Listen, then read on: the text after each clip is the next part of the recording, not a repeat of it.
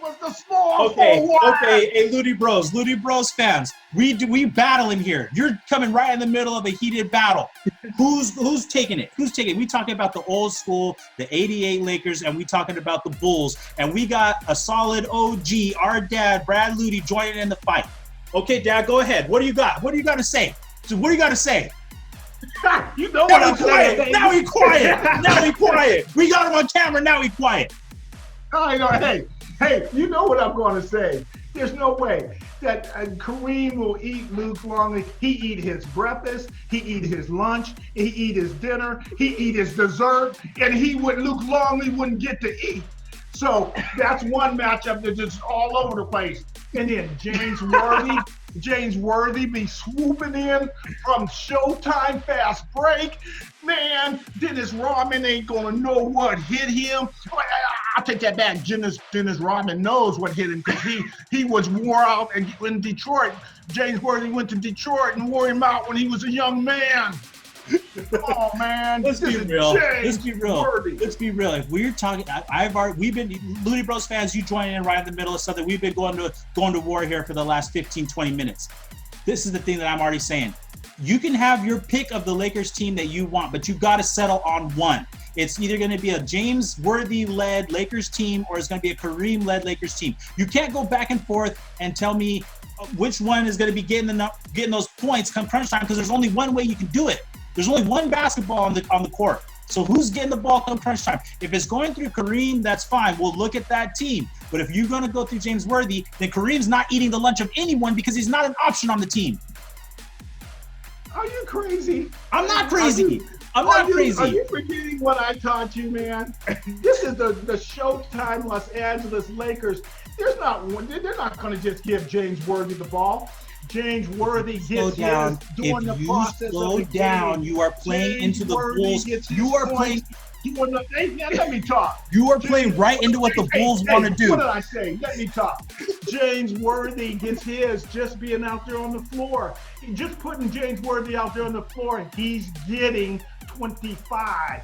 But when you put Kareem on Luke Longley, Kareem at 45 would be like, are you kidding No, me? absolutely not. No, at 45, Kareem is basically getting ready to sit in his wheelchair. He's not going to be washing up Luke Longley. First, that position right there is almost a wash because yes, it is. We've already looked at the numbers. We've already looked at the numbers, and we know, Ludy Bros fans, we've looked at the numbers. Kareem Abdul-Jabbar, by the time we're comparing these teams, he is not doing but 14 points per game. That's what you're getting out of Kareem Abdul-Jabbar at that point. When you're looking at these James Worthy-led finals teams, you're looking at a 14 Yes, point it's Kareem that. Abdul-Jabbar. We looked at it. We looked it up. And then so it brings it down. It brings it down to Magic Johnson and James Worthy versus Michael Jordan and Scottie Pippen, and that's going to be dangerous. And it's going to play right into Michael Jordan's hands. And you're playing. That's what I'm saying. As soon as you slow that ball down, you're playing right into the hands of the Chicago Bulls.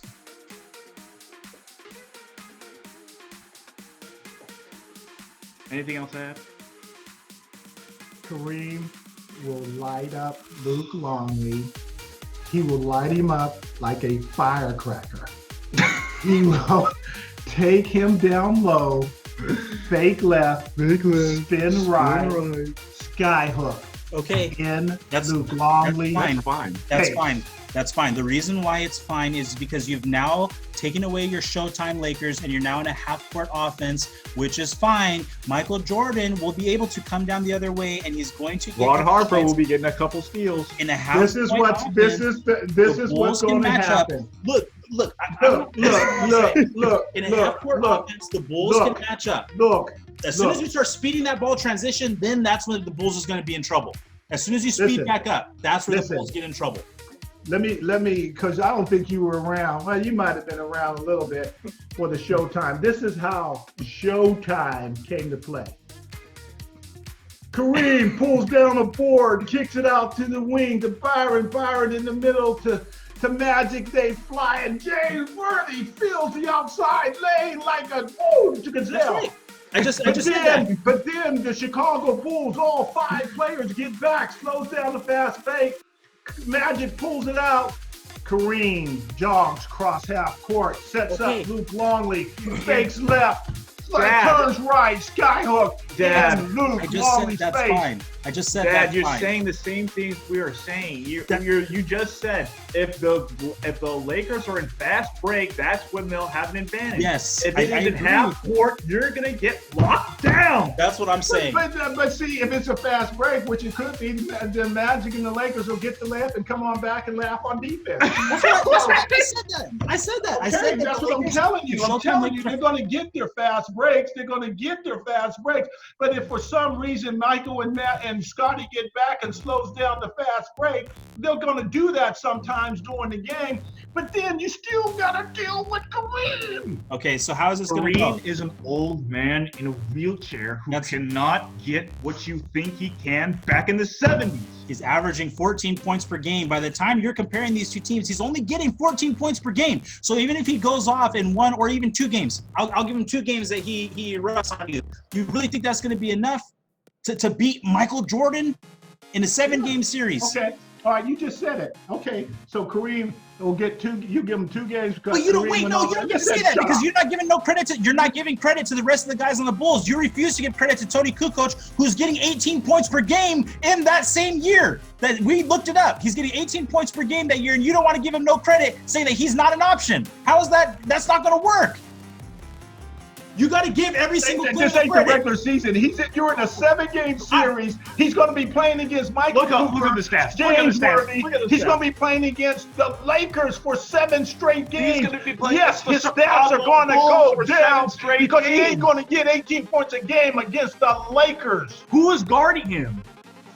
Kurt Rambis? Rambis can play on Tony Kukoc. Tony Kukoc. Hey. You saw what Scotty and Michael did to Tony Kukoc. Okay, but that's Scotty and Michael. They're the greatest defenders in the game. He couldn't even smell the ball. If he was any good, he would have got 2 points on him. But he wasn't. Man, you can live in the Kareem days all you want, but the fact of the matter is, in this era, for that time period, Kareem Abdul-Jabbar is an old man in a wheelchair, barely able to get up the floor. And you can say skyhook. And you know what? You mentioned back when they played the Celtics, he erupted for what, 30 points? 33. 33 points. Okay, he got 1 game of that. And that was the closeout game, right? Yes, closeout. Okay, that's fine. But guess what? It ain't going to get to a game 7 when you're going up against his airness. Okay, the thing of the matter is this. If you want me to give credit to every guy on the Lakers roster, you have to do the same thing and give the same credit back to the guys on the Bulls roster in order for us to do this hypothetical thing. Tony Kukoc is coming off the bench, getting you 18 points per game. He's going to get that number against the Lakers. The Lakers are a good team defensively. They're good. They defend good as a team, but they don't have a lockdown defender outside of Michael Cooper.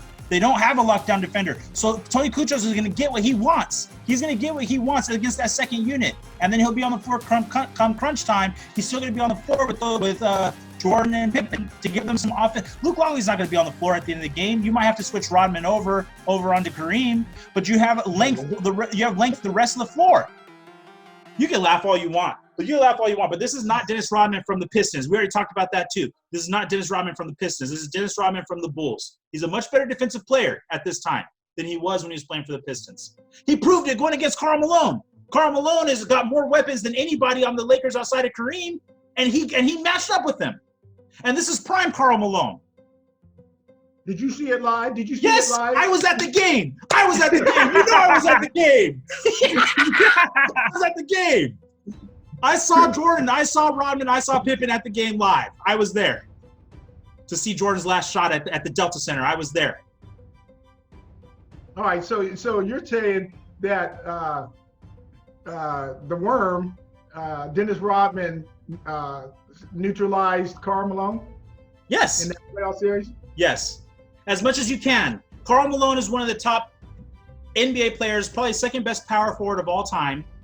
And Dennis Rodman did a good job defensively on it. Now, he's still going to get his points. But at the end of the day, he had 2 opportunities to win a title, and he didn't get the job done. The middleman don't deliver on Sundays. That's what Scotty told him. That is what Scotty told him. Scotty he got in his head. He should have made those free throws. Scotty got into his head. And Rodman was in his head too. Rodman was in his head too. Flipping and flopping all over the place, all in his head. Karl Malone was hitting him, and then they had to go to WCW and fight each other. They had to go to WCW and fight each other because Rodman was in his head. I don't care about Karl Malone, but you talk about. But what? Listen, you can't say that, Dad. You can't say that when we're comparing. You can't say Karl Malone was at the time better than James Worthy, correct? No. Well, wait a second. Okay, Karl Malone, when they were playing against the Bulls for the titles, is Karl Malone better than James Worthy when James Worthy was Finals MVP? No. Are you being realistic, or are you just biased because you don't like Karl Malone? Well, Karl Malone was a power forward. James Worthy was a small forward. No, he wasn't. Yeah, he was. No, he wasn't. He was. Oh, stop. Karl Malone. I mean, not Karl Malone. James Worthy was a small forward. He wasn't. He was power forward. Lamar Kellogg. All right, here we go. This will end this. Rambis was the power forward. James Worthy was the small forward. No, James Worthy is 6'9", 225. He played both power forward and small forward. 6'9", 225 pounds. You're 6'9". You can run. Now hold on. Like we're not. Hold on. If I look, which year do you want me to look at? 1987, 88. He was a small forward. He was playing as a small forward in 87, 88. Thank you. Okay, whatever. Bottom line is, Dennis Rodman could guard both of them. Yeah, I agree. I think Dennis Rodman from the Bulls. I'm not talking about from the Pistons. I'm talking about Dennis Rodman from the Bulls. You know, because you saw him beat the Detroit Pistons when he was on that team. Okay, but we're talking about the older, more experienced, with rings, who knows what to do. That like. I don't understand why you're getting all uptight about it. I ain't uptight. You are. You're the one's uptight. I'm not uptight. We're throwing facts at you. We just throw you facts with Tony Kukoc, and you don't even acknowledge it. All I'm saying is Tony Kukoc ain't going up against regular season scrubs. He's going up against the Western Conference champions, the 6-time Los Angeles Lakers. And they're 7 deep. Do you guys see what we're dealing with here? They're 7 deep. 7 deep. Okay. And we haven't even really talked about what Magic does. You take we did talk about what Magic does. You know what? Okay, we haven't. You're right. We haven't talked about Magic. Well, we haven't talked about Jordan. And Magic gets down on his knee and he pays homage to Jordan. Magic and Bird pay homage to Jordan. Bird said that's God dressed up in a jersey. That's what Bird said. And Magic said that he's Magic tried to go at him in the Dream Team. And what happened to Magic? He got everything. Yeah. He got his lunch snatched. He got his lunch snatched out of his pocket. He got his soul snatched. He got his soul snatched out of his jersey. You guys. And that was I'm just telling you what Magic was on his way out at that time too. He was on his way out of the NBA at that time too. But not back in 87, 88, where he was 3 times MVP, where he controlled the game, where he would be throwing passes like this. Okay, Michael Jordan controlled the game too. Wait a second. And scoring 20-something points a game. In 1992, and grabbing 10 assists in 1992, the Dream Team, those guys paid homage to Jordan, and they all admitted he was better than them. And Jordan still, from that point, he got even better. Jordan got even better from that point in 1992 because we're talking about 1998 Jordan. We're talking about even older, wiser Jordan with even more experience and more rings. And you want me to believe that basically, that these guys are going to beat him in a 7-game series? Basically, case closed. Jordan will tell you right now. George, I said it. You guys don't listen. You're not listening. I said at the very beginning that Jordan's going to get 40. I said that. If this is being recorded, maybe the people listening heard me say that. George's going to get his. It is being recorded. This is going up. This is going up. People below, you better comment. But you better jump in and comment. We need some people to jump in and comment on this. Who's it going to be? George's going to get his. 98 Bulls or some team from the 80s Lakers. We haven't even pinned down the team from the 80s. All right, look, man. This is the third time I told you to use that James Worthy, Magic Johnson team. We don't need Kareem to be at his absolute powers. Yes, you do. You don't need him to be lighting them up. I think that is true. I think you don't need him to be like that. You need Kareem. You need Kareem from 1982. Hey, you can't all-talk me. It's going to be like it's going to be like Kareem is going to feel like he's 22 years old with Luke Longley on him. Kareem's going to skyhook him, and he's going to go. Luke is going to go cross-eyed. He'll get on the plane back to Australia and said, "Mama, I've never seen anything like that before in my life. Keep me home." If you want my honest thing, in order for the Lakers to win, you need Kareem in his prime, because that's probably the only player in the NBA history, aside from Shaq, who's going to be able to go. Well, I mean, of course you have Wilt Chamberlain, but that's the only player really. And no, not LeBron, because he doesn't have the mentality. It's got to be Kareem in his prime to go against Michael Jordan in his prime. It has to be a prime Kareem. You're not going to win any other way. You need Kareem in his prime, getting you 27 points per game.